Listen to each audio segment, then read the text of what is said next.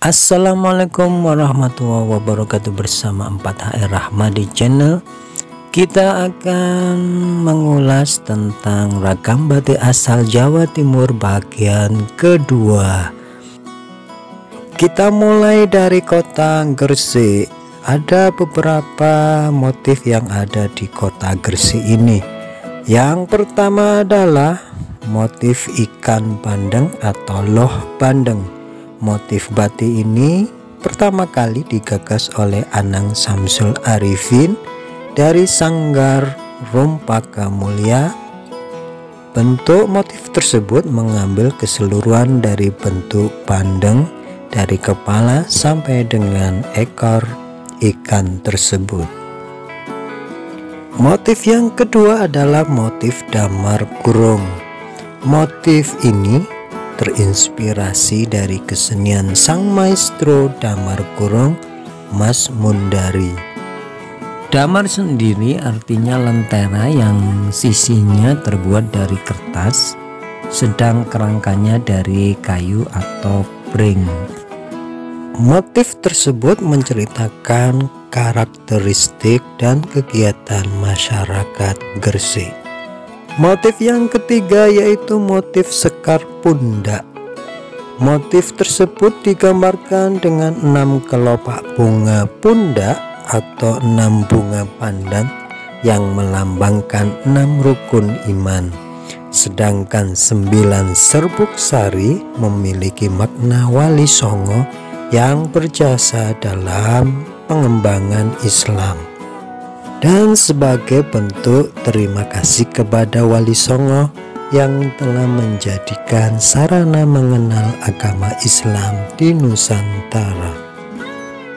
Selanjutnya yaitu motif semen Gresik. Kalau motif ini hasil dari lomba desain yang diselenggarakan oleh Semen Gresik, didesain oleh saudara Oni Setiawan. Kita tinggalkan kota Gresik, kita menuju ke kota Sidoarjo. Ada beberapa motif yang ada di kota Sidoarjo ini. Salah satunya adalah batik jetis Sidoarjo. Batik jetis ini sudah ada sejak tahun 1675. Batik ini merupakan salah satu warisan budaya lokal atau kearifan lokal masyarakat di Sidoarjo. Sentra produksi batik jetis Sidoarjo ada di Kampung Tua Penggrajin Batik, yaitu Kampung Jetis. Di Kampung Jetis ini masih diproduksi batik tulis secara tradisional. Kita beralih ke desa Kedung Cangkring yang termasuk desa tertua di Kabupaten Sidoarjo. Di desa ini ada pembuatan batik yaitu dengan nama motif Kedung Cangkring.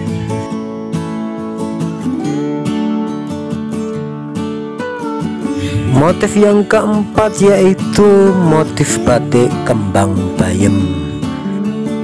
Motif ini muncul karena daerah ini memiliki banyak sayuran bayem yang tumbuh di berbagai tempat seperti pekarangan rumah penduduk. Motif lainnya yaitu motif rawan wungu, beras uta, dan kebun tebu.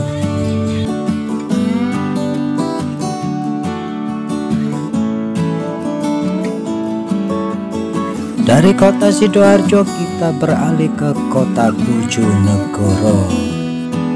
Motif yang pertama yaitu motif batik Mlewis Mukti.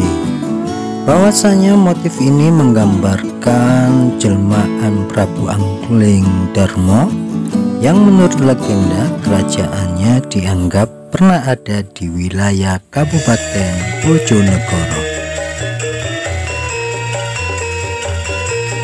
Motif yang kedua adalah motif parang Dahono Munggal. Motif ini diambil dari kayangan api yang merupakan salah satu objek wisata andalan di Kabupaten Bojonegoro. Sedang arti daripada parang adalah miring, Dahono itu adalah api, Munggal adalah menyala atau berkobar sepanjang waktu. Motif keempat yaitu motif Sata Gondowangi. Sejak dulu tembakau Bojonegoro sudah dikenal di seluruh Nusantara, sehingga menjadi salah satu produk unggulan dari Kabupaten Bojonegoro. Sata artinya tembakau, gondo artinya aroma, dan wangi artinya harum. Jadi kalau diartikan, tembakau beraroma wangi. Motif lainnya yaitu motif jagung mijimas, motif rancak tengun, motif Sekar Jati. Kita beralih ke kota Madiun. Ada beberapa macam daripada motif batik di Madiun ini. Yang pertama adalah motif batik pecelan. Motif batik pecelan ada dua motif. Yang pertama batik pecelan motif A.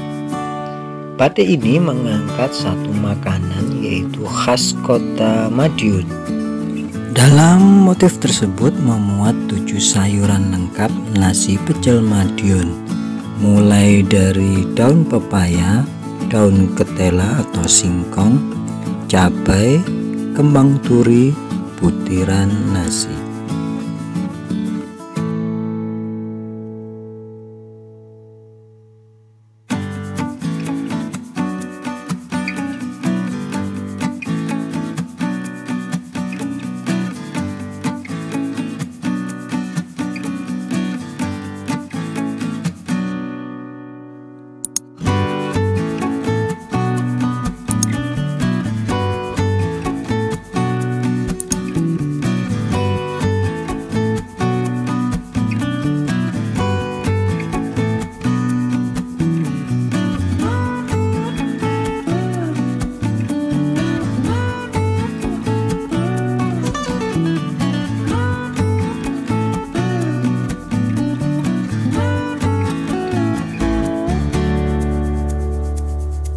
Motif batik pecelan B yaitu lebih cenderung menggambarkan kondisi sosial budaya masyarakat Madiun. Motif selanjutnya yaitu motif batik pendekar.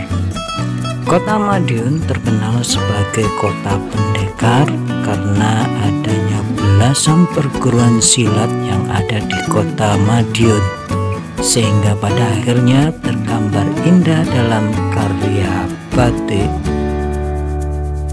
Kita beralih ke kota Ngawi yaitu kota Ambyar.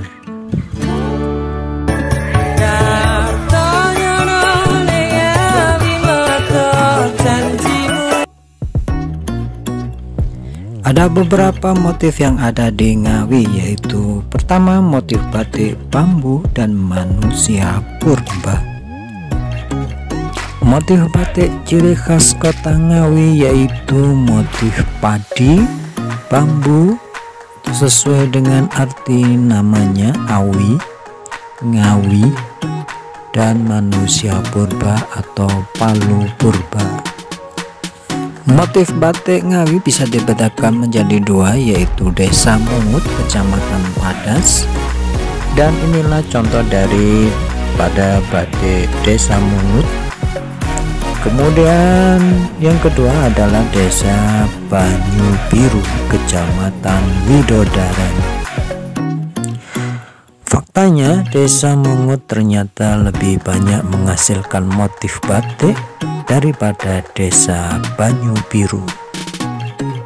Dan itulah sebagian daripada informasi ragam batik bagian yang kedua.